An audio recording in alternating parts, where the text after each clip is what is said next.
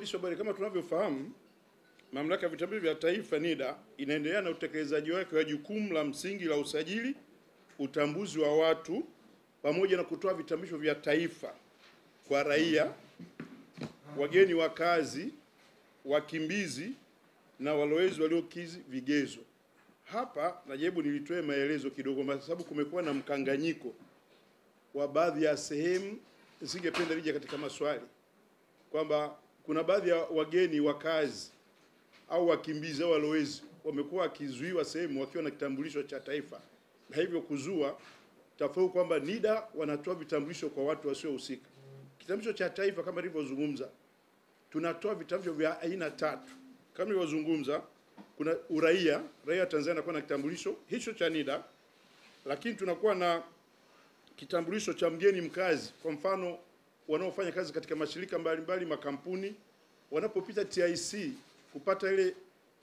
kupata permit za kufanya kazi, lazima tunawapa vitambulisho vya wakazi ambavyo vinamsaidia kuweza kupata huduma muhimu, kwa mfano kusajili simu, kupata huduma za nani. Lakini pia tuna wakimbizi na wakazi walezi. Ningeweza kutoa mfano namna ya aina ya vitambulisho. Kitambulisho hiki ni kitambulisho cha mkimbizi ambacho kiangalia kitambulisho unakiona hivyo cha NIDA, lakini chini pota utaona maelezo ya ni aina gani ya kitambulisho hicho. Lakini tuna kitambulisho cha taifa Tanzania, utaona Citizen Identity Card.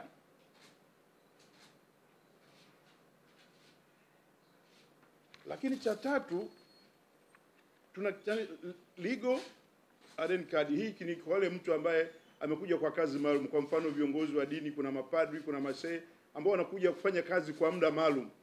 Ina maana kila kitambulisho kina kibali cha kufanya kazi na kuishi kinapomalizika, inabidi renew tena kitambulisho. Kwa hiyo niombe kutoa ufafanuzi, ndugu zangu waandishi wa habari, muweze kutoa elimu kwa wananchi na kwa baadhi ya watu wa huduma ili kutoa huu mkanganyiko. Ndugu zangu waandishi wa habari, mabadiliko ya katika utekelezaji wa shughuli hizo za usajili, utambuzi na mabadiliko ya taarifa ni moja ya huduma inayotolewa na Mamlaka ya Vitambulisho vya Taifa, ambayo inaruhusu mtu aliyesajiliwa katika mfumo wa NIDA kuhuisha na kufanya mabadiliko ya taarifa zake binafsi kwa kuzingatia sheria, kanuni, taratibu na miongozo iliyopo. Naomba nirudie.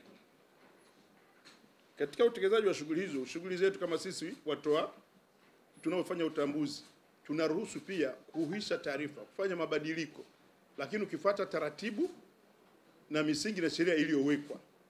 Si unakuja tu jina lako unaitwa Niko Rusingu, lakini unakuja kujiandikisha pale kwa sababu unaipenda Yanga, unaamua kuandika Niko Pacome Rusingu. Hiyo inakuwa ni taarifa ya uongo. Matokeo ukija kubadili, tunaangalia kama kuna ambatisho gani vilivyokuwepo na kwa nini jina hili litokee. Ndugu zangu waandishi wa habari,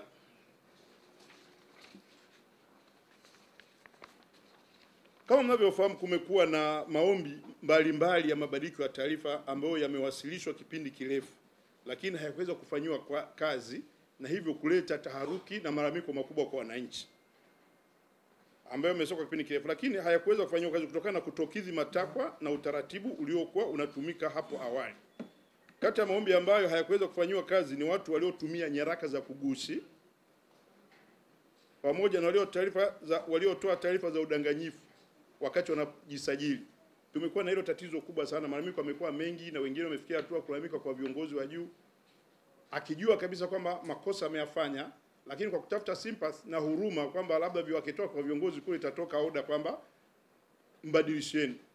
Na mwingine mmoja anaweza katoa mfano, ni raia mmoja aliandika kwa waziri, nafikiri fika kwa Mheshimiwa Rais, akilalamika NIDA Mwanza hawafanyi kazi, wanataka rushwa, nimehangaika, nimepeleka, lakini sikuja kufuatia na fomu yake, ana alama si ni raia wa Kenya na hakidhi vigezo. Kwa hiyo tumekuwa na hizo taifa. Kwa hiyo nimewaita maalum kwa ajili ya kutoa agizo na lengo halisi la mkutano huu kuhusu usajili. Kufuatia hali hiyo, serikali imetoa kibali maalum kwa ajili ya kushughulikia maombi hayo ya mabadiliko ya taarifa ambayo awali hayakuweza kufanyika kutokana na kukinzana na miongozo inayosimamia mabadiliko ya taarifa. Kibali hiki maalum kimetolewa kwa kipindi cha mwaka mmoja kuanzia Oktoba 25. Ilikuwa kwamba tutoe tangazo hili kuanzia Oktoba 25, lakini kutokana na shughuli za uchaguzi tulisitisha kwanza mpaka tumalize shughuli hizi ili watu tutulie na kuweza kuconcentrate. Na zoezi hili litafungwa baada ya muda kuisha. Sasa ndugu zangu waandishi wa habari, kibali hiki kinahusu na kina nani? Tulikuwa na waathirika wa vyeti vya kugushi waliofukuzwa katika ajira za serikali kutokana na kutumia vyeti vya shule vya kugushi ambavyo pia walitumia vyeti hivyo kujisajili NIDA. Kuna watu ambao nakumbuka serikali awamu ya 5 kuna watu zaidi ya 18,000 ambao walifukuzwa kazi kwa kutumia majina ya bandia lakini vyeti vya watu. Lakini ukiangalia kama mtu amesomea cheti hicho, kwa hiyo serikali iliwaondoa. Sasa unakuta mtu alikuwa anaitwa ametumia cheti cha James Kaji, lakini jina lake halisi ni John Mayunga. Sasa katika huko kwenye kitambulisho tayari kumbe James Kaji tayari ameshasajiliwa. Kwa hiyo mtu anakuja anajikuta anakosa huduma kwa sababu tayari jina alotumia cheti cha mtu leo mtu ameshasajili aitumia cheti cha kuzaliwa. Kwa matokeo yake wamekuwa hengo wanakosa huduma muhimu. Kutokana na hilo Mheshimiwa Rais pamoja na viongozi waziri na wizara wamekaa kao na kuona kwamba kuwe na hiyo huruma ya kwamba tuwarudishie majina. Kwa hiyo tutamrudishia kwa jina lake halisi, lakini akitoa vielezo nitaeleza huku mbele. Kwa hiyo huruma imetolewa na imetoa kibali hicho kwa mwaka mmoja. Hao ni namba moja, lakini kuna watu waliotumia majina ya watu wengine kupata vyeti vya elimu. Nafikiri naeleka ndugu zangu waandishi. Kwa na wenyewe hawa unakuta jina lake ni John Mayunga, lakini ametumia vyeti vya Hamadi Athmani. Toka darasa lako amesoma mpaka na PhD kwa kutumia Hamadi Athmani. Ukiangalia tena kuhakikisha kweli alitumia tu kile cheti, lakini na amesoma kweli na kwenye vyuo ameattend. Kwa na wenyewe hawa kuna ile amnesty imetoka kwa ajili ya kubadilisha hayo majina, na hii kama nilivyoeleza kwamba itakuwa ni kwa mwaka mmoja. Lakini pia kuna watu waliotoa taarifa za uongo na udanganyifu katika usajili. Na wengine pia raia wa Tanzania walisajili kama wakimbizi. Kuna watu wengine walikuwa na strawaway wanaenda nchi fulani ajipanga kama mkimbizi apate labda nani, lakini anakuja kukosa anatoa majina tofauti kula na tunampa kitambulisho cha ukimbizi lakini kumbe ni Mtanzania. Na wenyewe hawa pia wamepewa, serikali imetoa hiyo huruma kwa ajili ya kuja kurekebisha details kwenye vitambulisho vya NIDA ili waweze kupata huduma zinazostahili. Ndugu zangu waandishi wa habari, nachukua fursa hii kuwataka wananchi wa makundi hayo manne kufika katika ofisi za NIDA za wilaya wakiwa na nyaraka zinazohitajika kutegemeana na changamoto iliyopo ili kushughulikia maombi ya mabadiliko hayo. Haya mengine hayana amnesty. Kwa mfano mtu ulikuwa umeolewa, jina lako ni Hamida Juma Makuzo, lakini umeolewa na James Kaji. Kwa hiyo unataka kutumia Hamida James Kaji. Alafu ndoa siku hizi kama mnavyojua siku 2 imevunjika. Au kuna taratibu ambazo ziko wazi, utafuata taratibu, utakuja na cheti cha kuzaliwa, cheti cha ndoa. Kwa madhehebu yote hiyo inakuwa ni rahisi kama ni utaratibu ambao utaendelea kama kawaida. Lakini hapa tunapolizungumzia ni wale ambao matatizo yao kama nilivyoeleza katika makundi manne. Kama nilivyozungumza kwamba aidha watu wote lazima kuwa na viambatisho vya lazima pamoja na vya ziada kama utakavyoelekezwa. Ukifika hospitali mlitangaza hivi, lakini kuna wengine itakuwa ni comprehensive, utahitajika na vya ziada. Kwa mfano ulibadili dini, tutaangalia kwamba ulibatizwa au ulislimishwa kwa jina hili, mpaka sasa hivi kuna vyeti kila sehemu. Kwa hivyo viambatisho vinavyotakiwa vya wazazi, maana sisi ni utambuzi. Unapokupa cheti hiki wewe ni Mtanzania, unaweza ka access huduma zote za kijamii, kumiliki viwanja, kumiliki mali. Kwa hiyo tutaomba hiyo. Viambatisho hivyo ni pamoja na nakala ya cheti cha kuzaliwa, nakala ya vyeti vya elimu, na cheti cha kuzaliwa kiwe kimehakikiwa na RITA, kuwe na DIDPO iliyosajiliwa na gazeti la serikali, na nyaraka nyingine yote itakayotakiwa na ofisi ya NIDA. Ndugu zangu waandishi wa habari, sio ningeweza kuandika kama wanavyofanya wanasheria. Ndugu zangu waandishi wa habari wasomi, naendelea kuwasisitiza wananchi kuwa maombi yatakayofanywa kazi ni yale tu yatakayokidhi masharti na vigezo vilivyowekwa baada ya wahusika kuwasilisha nyaraka zinazotakiwa kwa ajili ya kuthibitisha taarifa zao.